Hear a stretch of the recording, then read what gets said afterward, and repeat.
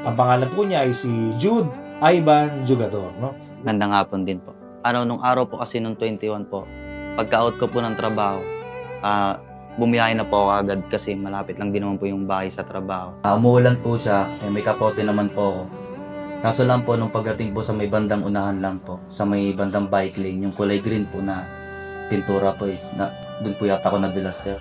Pag-abante ko po, tapos napasama po yung bagsak ko, sir. Hindi ko po alam kung natukod ko po ba kasi pagtayo ko po. Parang pagtayo ko kasi, hindi ko na po maramdaman to, sir, eh. Po. Pero hindi ko na po siya mayangat, eh. Hindi ko na rin po may galak. In-x-ray po, pinurse aid po muna ako, tapos in-x-ray po ako.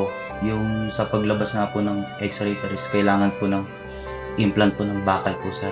Nasa 95,000 po kasi yung bakal, sir, yung kailangan po ilagay.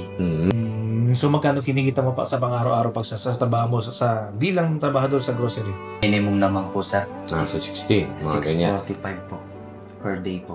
So ngayon, wala kang trabaho ngayon, wala kang kinikita, no work, no pay. Opo, okay po. Hindi na po, sir, nakapasok, sir.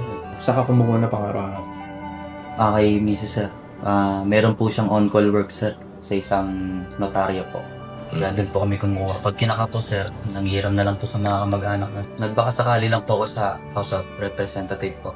Tapos nandun po yung programa ninyo, sir. Oo. Handog sa'yo na ako Bicol Party List, Jude, na papa-opera ka na. Kasagutin na yan, ano?